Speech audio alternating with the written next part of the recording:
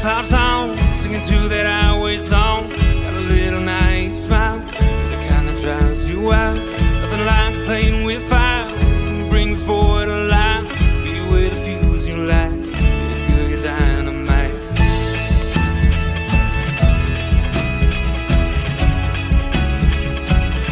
You made my day when you walked and sat down beside me, whispered with your eyes, let's go. You made me say, what's your name, girl, you're lonely. Can I call you if I ever go down this road? And I can't seem to find the thing I want.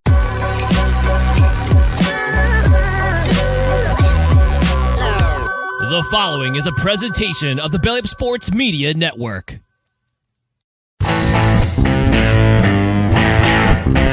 14:20 in the morning, 14 minutes and 20 seconds worth of sports talk to get you through your daily commute. Hot takes, recaps, best bets, and a little humor to get your day going in the right direction. Sit back, grab your coffee, and let's get into it.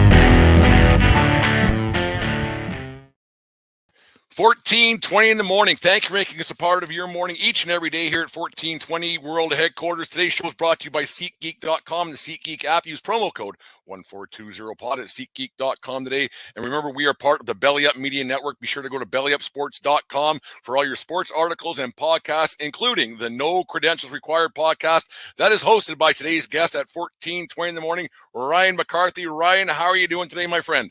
14:20 in the morning. There On the you cold go. brew. We're going to talk some sports, man. There you go. Ryan, a few weeks back, you wrote a great article on for BellyUpSports.com about the Arizona Coyotes and their planned arena deal that fell through down in Tempe, Arizona. It got shot down by the public overwhelmingly, actually. What went wrong, in your opinion, with that?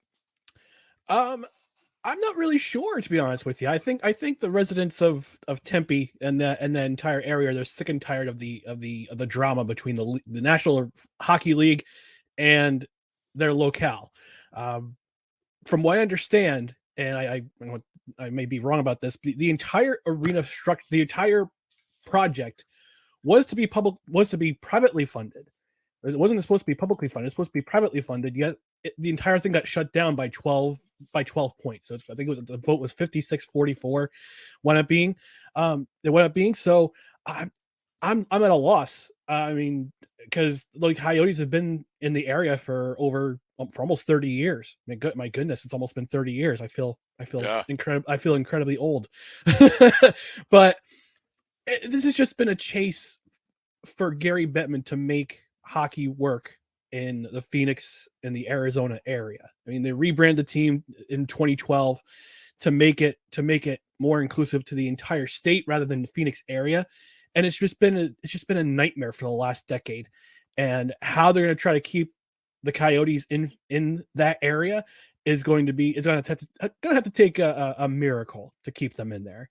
So when I wrote the article, I had warned you, I had given you a warning in the green room that we're comparing Bettman with the Coyotes to Captain Ahab and Moby Dick. This is Gary Bettman's great white whale. And I think the only way he retires from commissioner, because he's been commissioner this will be his 30th season as commissioner next year. Yeah, that's how long he's been commissioner of the league. The only way he'll retire is if he makes this work. And at this point, they've already committed up until 2025. But I don't see.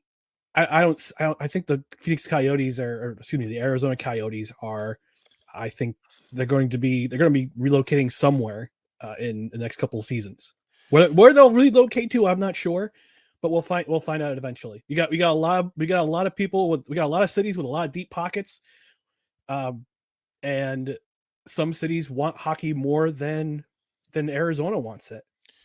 You know, Ryan, the thing is that, like you alluded to Gary Bettman and how he got this so wrong. And usually, and I shouldn't give smart guys that much credit or rich guys that much credit for being smart as well, because sometimes you just fall into money. But how can an ownership group, years, like they've had 4 or 5 different ownership groups, bankruptcies, Bettman, like they get this wrong. Like at some point, you got to have somebody say, you know what, maybe this just doesn't work. Maybe this isn't the thing that anybody wants, because they're playing in a 5,000 seat arena now at Arizona State University, I think it is. And like, how can they get it so wrong? And like, you would think that other ownership groups and other owners around the league would be like, we got to quit dumping money into this thing because it's not my problem. Why do you think that Bettman is so hell bent on getting this done? And other owners, like how he convinces other owners to jump in this thing. Like he must have some kind of voodoo or something going on. It's odd to me how it keeps going. This sag has been going on for, like you said, 26, 27 years now. I think part of it's pride. I think part of it is just getting owners who are jinxed. I mean, you mentioned it, Brent. The NHL had to take over that team, and I believe it was 2009. They went bankrupt, and they brought in Wayne Gretzky, and they couldn't make it work. I mean, how do you not make it work with Wayne Gretzky, the greatest hockey player of should be an automatic ticket seller? Exactly. It didn't work. And he coached the team, and somehow it just didn't work. So I think part of it's pride because he knows he has a legacy, because he knows he's the one who generated the expansion into places like California, like more places like California and Florida and the Sun Belt region. The Sun Belt region being south of the Mason-Dixon line. So you have franchises in Nashville. You've got franchises in Florida. You've got 2 franchises in Florida. You've got 3 in California now, and they're all bitter rivals. It's the one place he's trying to make it work. And if I stand correctly, Phoenix is in the top 10 of U.S. media markets. I think that's the one thing he's trying to make it work. He's trying to make it work in a bigger media market, like Arizona. And they have other teams in the area, like the Cardinals. You got the Suns. You got the Diamondbacks. They've all made it work. But for some reason, I'm at a loss for words as to why they can't seem to make it work with the Coyotes. Even with, I mean, I understand America West Arena was not great for hockey. No, it was not great for hockey. Did it's not built have for great basketball. sight So the sight lines, everything else are quite a bit different. Then exactly. they moved out to what's the name of that Glendale. town? Glendale. They moved out there, which isn't close to downtown Phoenix by any means. I think it's a half an hour drive or even more, 40 minutes even. And so having that out there, that was a bad idea. That just didn't work. Bettman got that wrong. And Ryan, maybe the thing is that it might be this simple. The team hasn't had a whole bunch of success on the ice, and that translates to off the ice. And so when nobody ever, I don't think this is Brent original, but I heard this somewhere that nobody goes to a game to see their team lose. And so if your team isn't successful on the ice, people just aren't going to go. And maybe it's that simple that they haven't been good. It's possible that they haven't been good. I mean, they went to the Western Conference Final in 2012, but they weren't able to build that momentum from that. And they were also in the bubble series in 2020. They were in that bubble where they were in the qualifying round. They advanced to the next round. But they just couldn't build a momentum after that, and they keep selling off players because they got the ownership is in transition. Now you've got an owner with deep pockets, but he can't seem to make the residents of that area work. And I believe Tempe is about a half-hour drive from the downtown Phoenix. So, but you're building it around a major university, a Pac-12 university, by the way, which with the Arizona State University. But I guess the people the people in the area were loyal to the Sun Devils because they're an established product, and they didn't want to commit to a team that could possibly move or relocate over the next 5 years. So, coming back to that, I think coming back to why the residents of the area voted down the proposal, that was probably one of the things they didn't want to see was them competing with your home school, and you've got.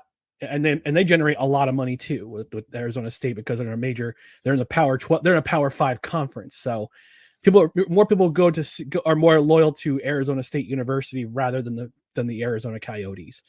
And I wouldn't say it's sad, but it's just the way it is. It's just the facts of it. The thing that, and then the news of this week, Shane Doan, he went to Toronto this week. He's signed to Brad Treliving, being a special assistant, a general manager, kind of a George Costanza role with the Toronto Maple Leafs. Assistant to the traveling secretary.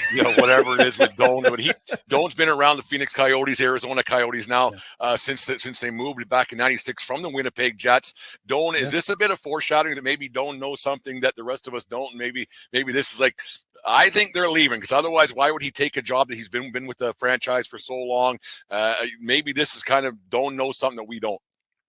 It's possible, or just Toronto just said, hey, we want to hire you as an advisor, so why don't you come on up? So it could be that too, or maybe you just need a job, and they're in Toronto offered him a job. It's crazy. I just saw the headline. I haven't read the actual story, but it's very possible that he knows something that they don't know. I mean, the last original Winnipeg Jet to play in the National Hockey League, going to Toronto that's a story in itself there, right there. Yeah. Like now you have a team that's kind of in limbo right now. They don't know where they're going to be in a couple, 3 years. You have a situation now. What do they do? Because getting free agents to go there in the first place, when you have you're playing in a 5,000 seat arena, that's not an NHL arena and everything else. So getting guys to go there is tough right now. Now you have a situation where getting guys to go there is going to be even tougher, not knowing where they might be in 2 or 3 years, because you want to get guys signed to long-term contracts. Austin Matthews might be up for something there with going to his hometown Coyotes. And now they're kind of out of the running for something like that, because they have the money to sign the kid. Not a kid anymore. I forgot he's been in the league for 7 or 8 years himself. So now what happens with the Phoenix Coyotes moving forward? Just their on ice product. The Coyotes are a better team than people realize. I watched them last year. This past season, I watched them play my New Jersey Devils. They almost beat the New Jersey Devils in Phoenix, or in Tempe, excuse me. This is a young team. I say they're on the rise. They have a couple things to figure out. If they can bring in a guy like Austin Matthews, a hometown kid, they can generate some buzz. Maybe the residents will change their mind, but it's a hard sell for a team that could be on the outs to bring in a big name free agent. It's a situation I wouldn't want to be in if my team was in the same way. Yeah, it's crazy. Let's put it that way. Yeah, it's absolutely nuts. We're with Ryan McCarthy, host of No Credential Required podcast here on the Belly Up Sports Network. Ryan, let's switch lanes a little bit, and we'll go to a team that can't wait to leave compared to Phoenix. They want to stay. Let's go to a team that wants to leave, been trying to leave for a long time. It was kind of wink, wink, nudge, nudge. We're trying to get a stadium deal done in Oakland. That thing has turned into an absolute mess on and off the field. What's your thoughts on the Oakland A's, the once proud franchise with the Oakland A's? World Series and the whole bit back in the Bash brothers back in the 90s, and Ricky Henderson played there. You go back even further with Vita Blue, Reggie Jackson, Raleigh Fingers, and the like. What has gone on with that Oakland A's franchise? What a mess. What a mess this year to be. And I would hate to be. It's funny. I brought on Eric Arditi from Barstool Sports about a month ago. He brought up the reverse protest where they're going to have fans come out in droves for the Oakland A's on, I believe it's this week, either the 13th or the 14th, Wednesday or Thursday. Fans are going to buy, because right now I think they're averaging only 2,500 to 3,000 people at that stadium every single home game, which is the Savannah Bananas get bigger crowds. Exactly. So they were going to try to show their support and to let the ownership know we want you to keep the A's in Oakland. However, a couple days after Eric writes that article, the Oakland A's announced that they have a tentative agreement with the city of Las Vegas to move to Las Vegas in, I believe, 2026 or 2025 or 2026 when their lease is up with Oakland Alameda Coliseum. So I feel the people I feel sorry for the most, besides the fans, are the players, because they're stuck in this mess. This is the worst team in it might be Major League Baseball history. You might see them break the record for least wins in a season this coming season.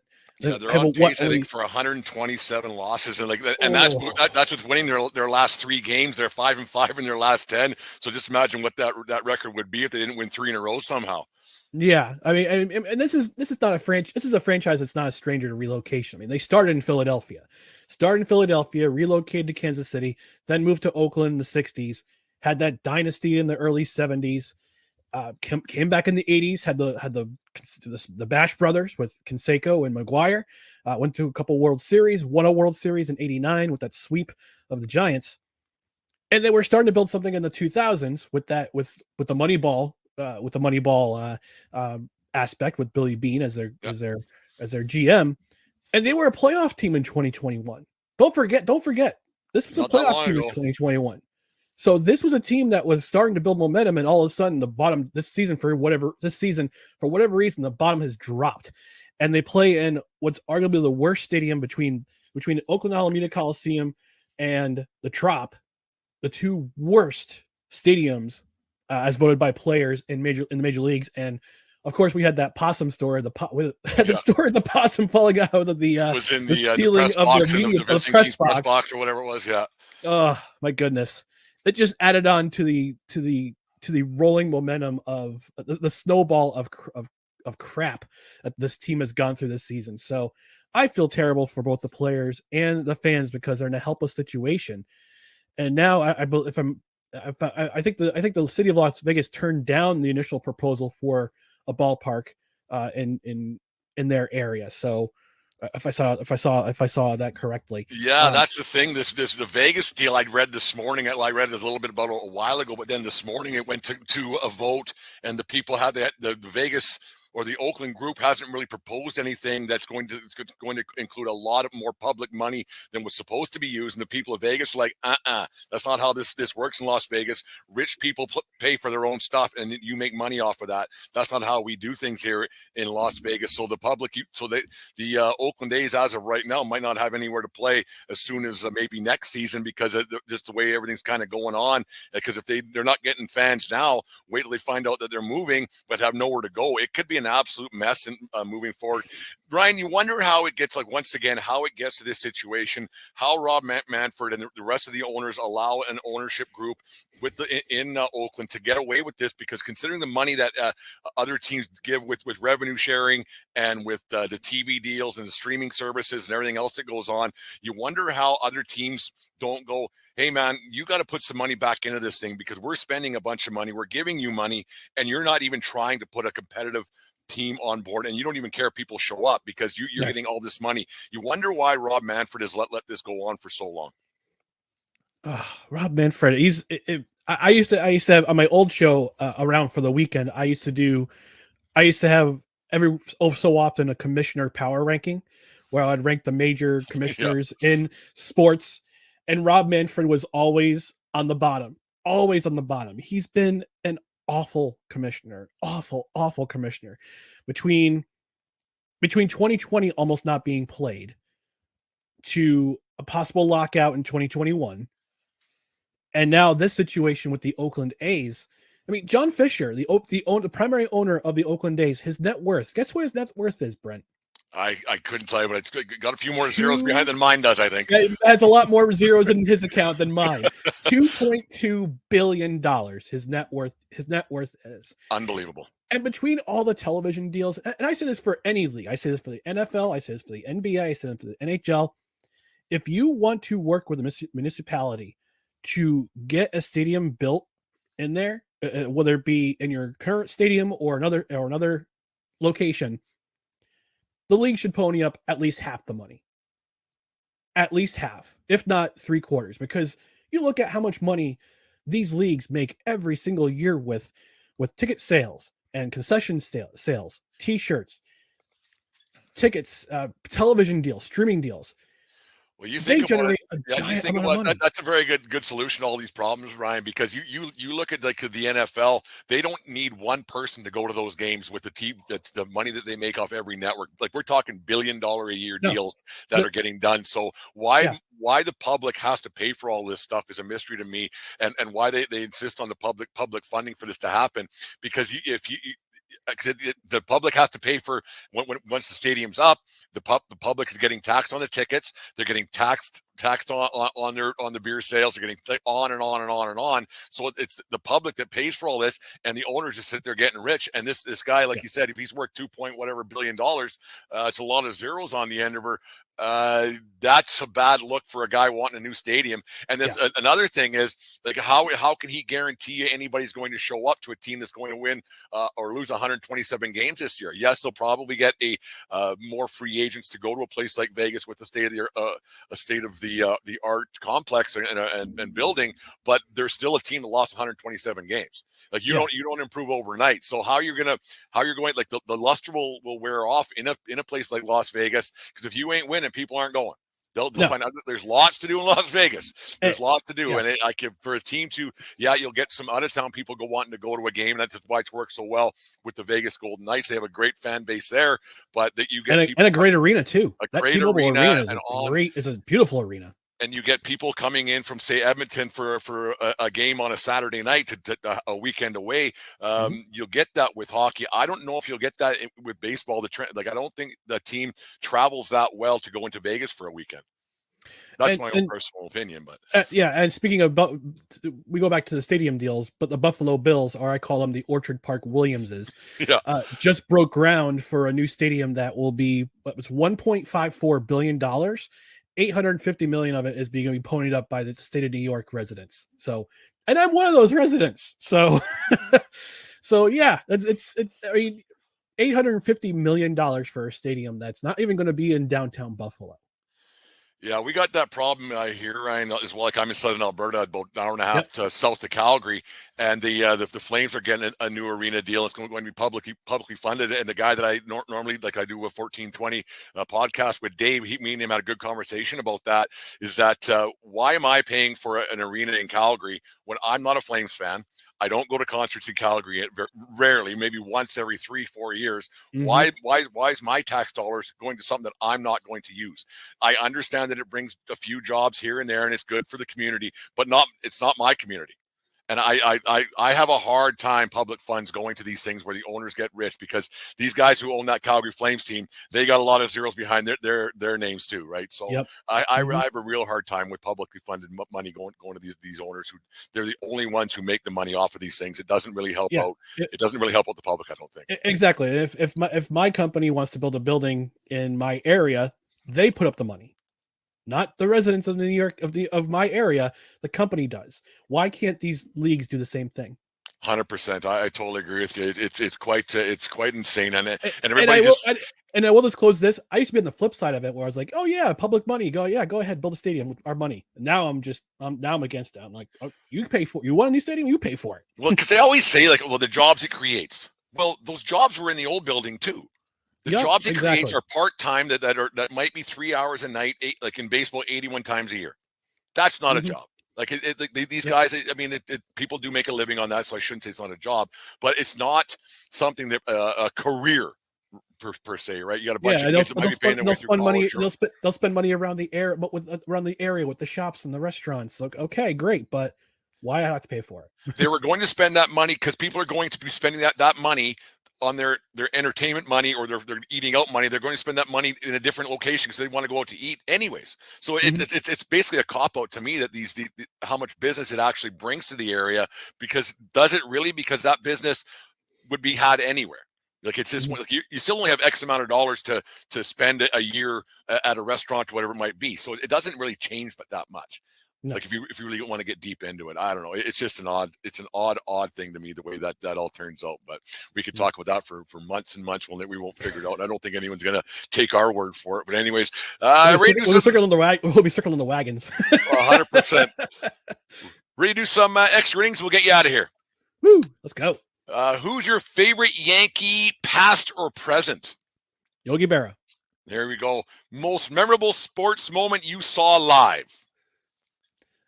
Arena Bowl 1999. Albany Firebirds versus Orlando Predators. I was there live for that game. It was an awesome experience. That's something I didn't expect to hear. I think that's in the 2.5-year history of the 1420 podcast. I think that is the first arena football reference that's ever been made. And it might be the only one, Brent. It might be. It very well might be. What's a tougher thing in sports, shooting a 3-pointer consistently or completing a 30-yard pass consistently? Completing a 30-yard pass consistently. There we go. Is a hot dog a sandwich? No.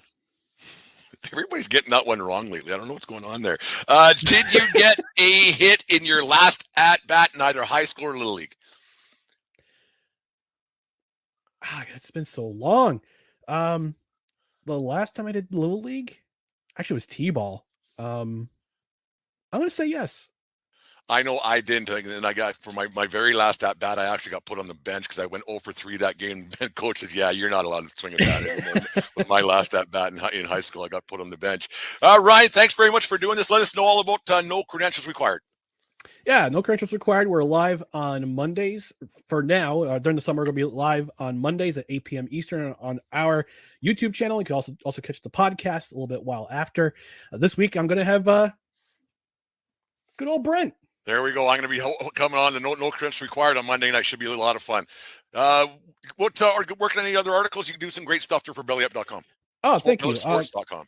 Haven't gotten a chance to do it lately, but if I write an article, you'll find it on my Twitter account, which is at WhoIsRyanMCC, and I'll probably advertise it on the No Credentials Required Twitter channel as well, which is at NoCredsREQ. So give us a follow, and we'll post clips of the show. And come on by. We'll have some fun. Ryan, thanks for taking part of this today and making us a part of the morning and everything else, and taking part of your busy day to sit here and have BS some sports with us. I appreciate it greatly, and we'll talk to you on Monday night. That's right. Thanks, Brent. Appreciate it. No problem. And remember, it doesn't matter where you are; it's who you're with. We'll talk to you guys tomorrow. You just listened to the 1420 Sports Bar Podcast. 4 beer with the sports talk and a whole lot more. We are part of the Belly Up Media Network. Let's get